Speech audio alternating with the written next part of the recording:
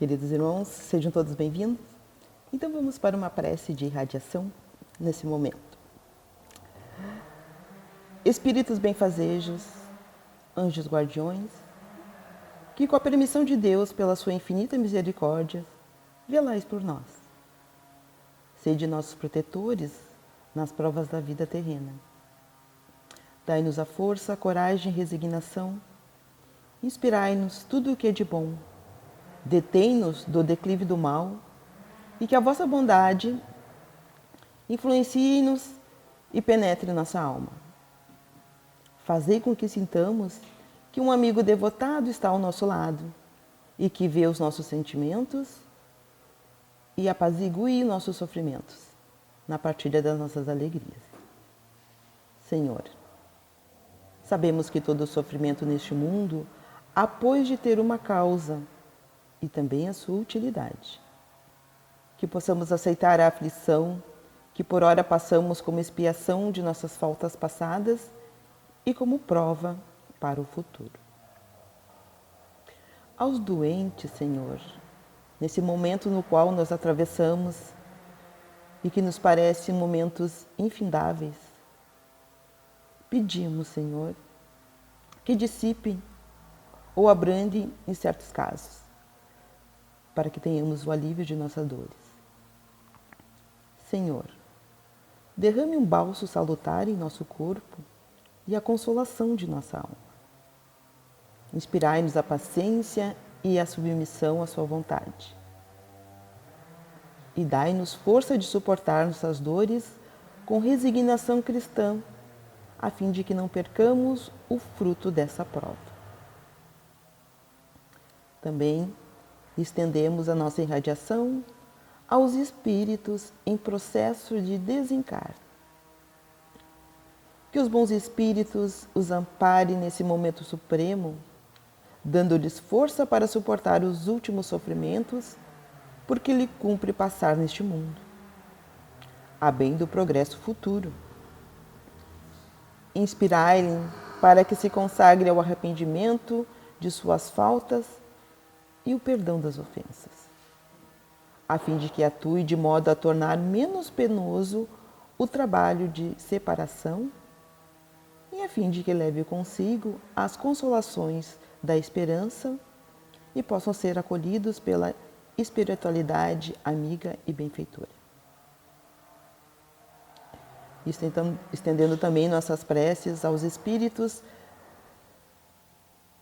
desencarnantes.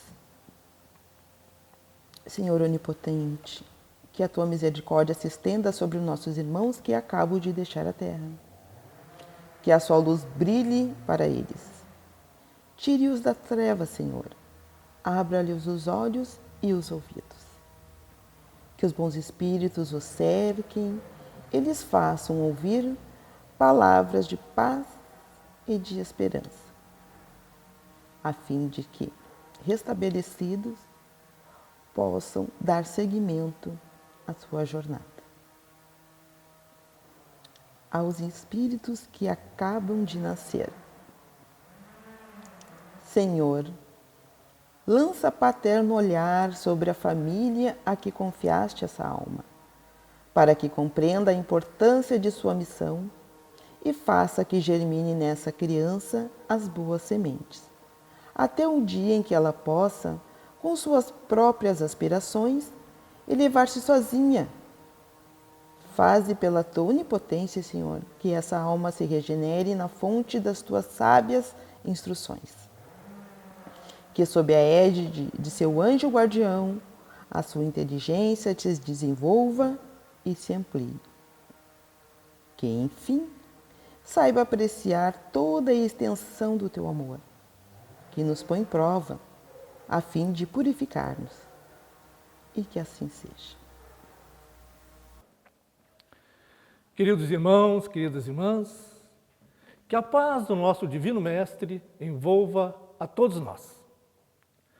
O tema da nossa exposição de hoje é Nossas crenças e suas consequências.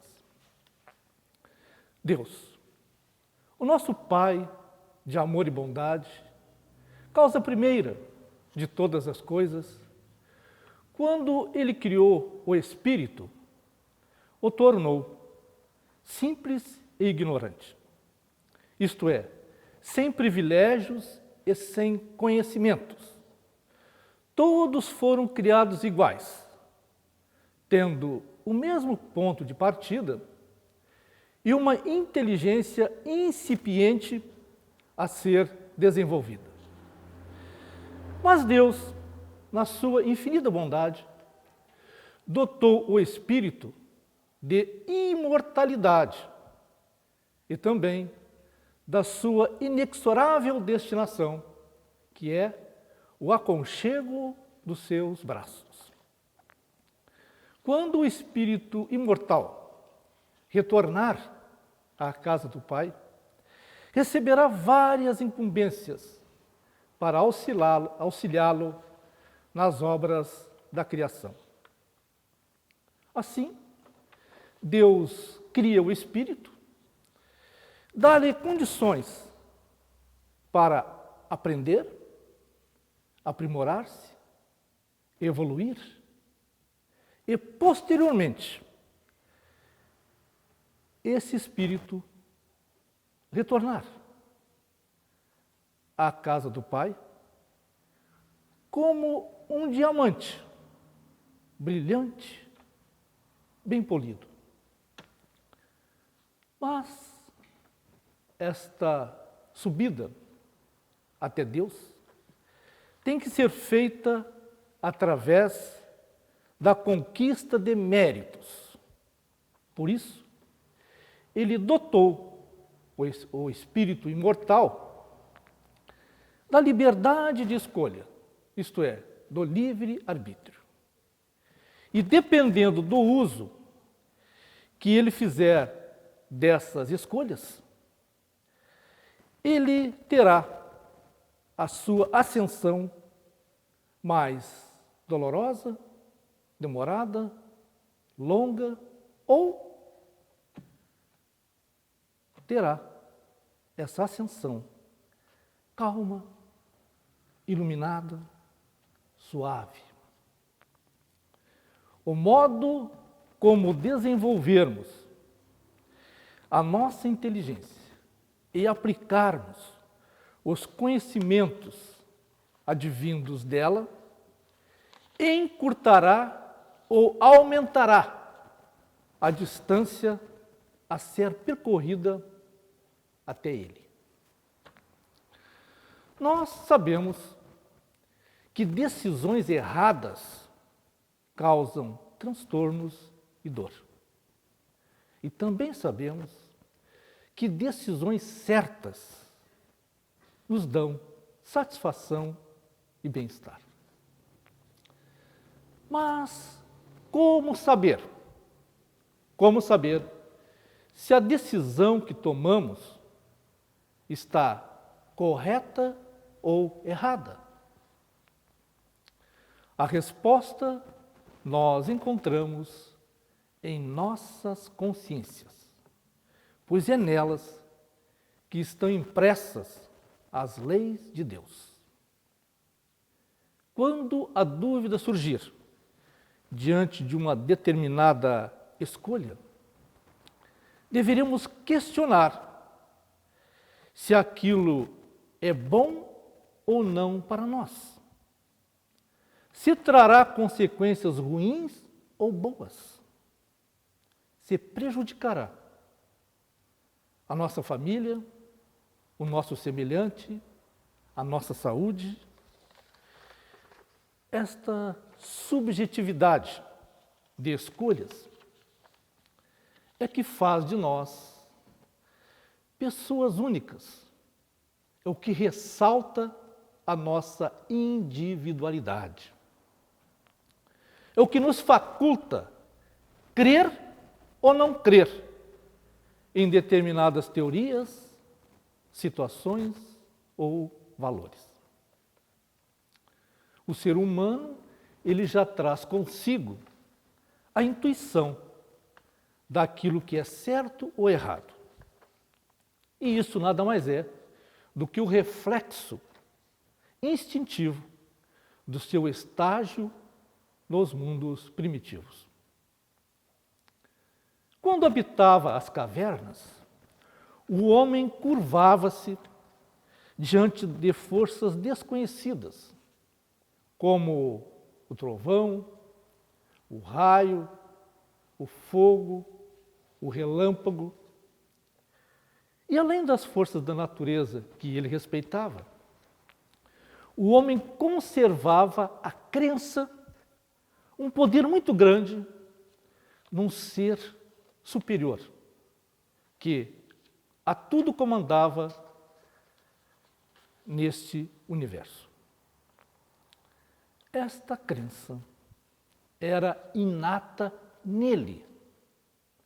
O homem já trazia íncito em si esta certeza, esta crença. E ele procurava demonstrar isto com aquilo que acreditava ser agradável ao ser superior. Normalmente, esta demonstração era feita através de oferendas, de sacrifícios, cânticos, danças. O ser humano, ele expressava-se consoante o seu entendimento.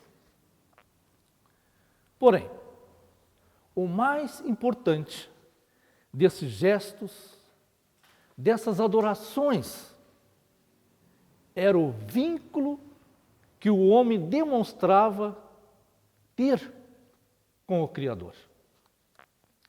Assim, constatamos uma ligação instintiva, voluntária, entre a criatura e o Criador, entre Deus e os filhos. Mas o tempo foi passando. E a época das cavernas ficou para trás. E o ser humano foi desenvolvendo a sua inteligência e penetrando no campo da filosofia e da ciência. Aparecem algumas mentes ditas ilustres, considerando-se mais inteligentes do que a maioria. Essas mentes ilustres, inflando os seus egos, começam a exagerar as suas crenças na ciência, resvalando para o materialismo. O mesmo acontecendo com algumas correntes filosóficas. Julgando-se mais intelectualizados do que os outros, estes pensadores rompem o vínculo com Deus, julgando-se pessoas melhores, pessoas superiores. O orgulho obscurece-lhes a razão. Eles acreditam que a ciência resolverá todos os problemas da humanidade e que religião é algo inútil, algo ultrapassado. Esta maneira de pensar acaba contagiando outras pessoas, que também acabam afastando-se de Deus. Mas as leis de Deus, elas são inflexíveis, são imutáveis, e quando descumpridas, trazem consequências desastrosas. Essas pessoas que agem assim equivocadamente, se vasculharem minuciosamente as suas consciências, perceberão que Deus está nelas, mas dissimulam para não demonstrarem, porque isto rebaixaria o seu orgulho. E como consequência disso, essas pessoas sofrem e não encontram forças para solucionarem os seus problemas. Vivem atormentadas, angustiadas, infelizes, porque negam o verdadeiro amor, que é Deus. Preocupam-se mais com a precariedade da existência terrestre do que a perenidade da vida futura. Entretanto, após vários tropeços e sofrimentos, a criatura deixa a voz da sua consciência gritar mais alto e religa-se a Deus. E nesta religação, a sua alma rejubila-se com as emanações de amor oriundas do Pai. Para fazer esta reconexão, existem vários caminhos, várias alternativas, cuja escolha dependerá da capacidade de discernimento de cada um. A estes caminhos, ou modo de adorar a Deus, chamamos de religiosidade. Nós optaremos por aquela que melhor condiz com os nossos pensamentos e com os nossos sentimentos, isto é, com aquela que realmente acreditamos ser a correta. Todos os caminhos que conduzem a Deus são válidos, desde que sejam pavimentados pelo esquecimento das ofensas, pela caridade, pela benevolência, pelo amor ao próximo e também pelo sincero propósito de servir a Deus. O que não é admissível é que certas crenças religiosas, através de seus líderes, conduzam seus adeptos a conflitos e brigas contra outros que pensam diferentes deles, como aconteceu no passado, onde foram travadas muitas lutas sangrentas. Naquela época, lá no passado, líderes religiosos incentivavam guerras com o objetivo de imporem as suas crenças e também saquearem os adversários para acumularem riquezas e poder. Diziam que era em nome de Deus, para darem mais credibilidade aos seus seguidores e também mais motivação àqueles que combatiam aos seus lados. Este tipo de argumento não era verídico, pois Deus, sendo sinônimo de paz, de bondade e de amor, jamais seria vingativo e cruel, como alguns líderes insistiam em afirmar. Vemos assim pessoas inescrupulosas servindo-se de uma falsa crença com o único objetivo de usufruírem vantagens através da ingenuidade ou do fanatismo de outras pessoas, difundindo um Deus diferente da realidade. Por isso, é imperioso usarmos a razão e a lógica para discernirmos o que é Deus ou não, e nunca nos deixarmos levar pela imposição de ideias que terão como consequências o fanatismo e o radicalismo. Conscientizando-nos de que Deus, o nosso Pai, é o mesmo para todos, embora alguns povos o denominam por nomes diferentes. Se tivermos essa consciência, de que todos nós somos irmãos, eliminaremos muitos conflitos advindos do egoísmo e do orgulho. Quando nós fazemos uma opção religiosa, livres de qualquer imposição, é porque vemos nela aquilo que buscamos, aquilo que nos satisfaz, aquilo que nos traz os resultados que nós almejamos.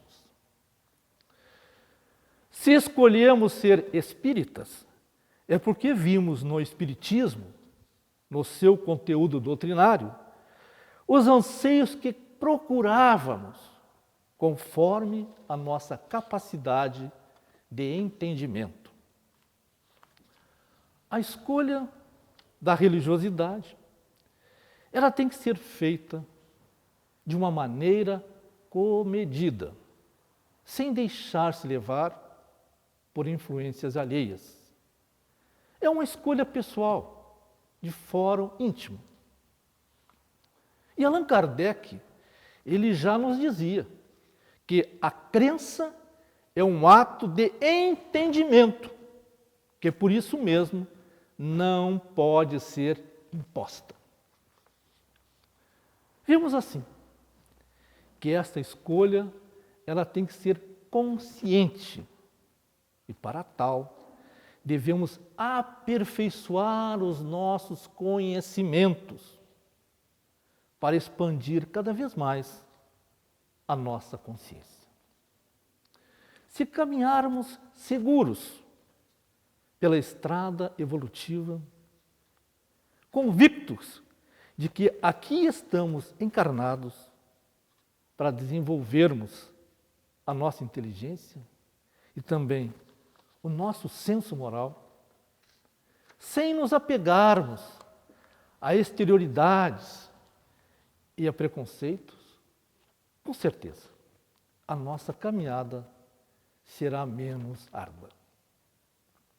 O nosso norte, o nosso rumo, tem que ser as coisas do céu e não o apego a coisas da terra. O reconhecimento da transitoriedade da vida terrestre e da perenidade da vida espiritual nos darão o fôlego necessário para completarmos a nossa escalada até a casa do Pai. O Espírito Emmanuel, na sua obra Justiça Divina, ele nos assevera que excessos dogmáticos, lances de fanatismos, opiniões prepotentes, medidas de intolerância e injúrias teológicas podem ser hoje consideradas por enfermidades das instituições humanas, destinadas a desaparecer com a terapêutica silenciosa da evolução e do tempo. Espírito Emmanuel. Nós vemos constantemente pessoas em conflitos interiores porque, segundo elas, suas crenças religiosas não lhes dão as respostas e o consolo que queriam. Quando isso acontecer, o indivíduo deve questionar se aquilo que lhe é ensinado realmente preenche os seus anseios da sua alma. Se realmente preenche os anseios da sua alma. E se realmente aproxima-se da verdade que Jesus veio nos trazer para o despertamento das nossas consciências. Ele, o Mestre, quando aqui esteve encarnado, certa vez proclamou: conhecereis a verdade, e a verdade vos farás livres. E o Espírito Emmanuel, também na sua obra Justiça Divina, ele interpreta esta máxima do Mestre afirmando que Jesus não disse que o mundo já conhecia a verdade e nem precisou a ocasião em que ela será realmente conhecida entre os homens, mas dando a entender que a verdade é luz, é divina, conquistada pelo trabalho e pelo merecimento de cada um.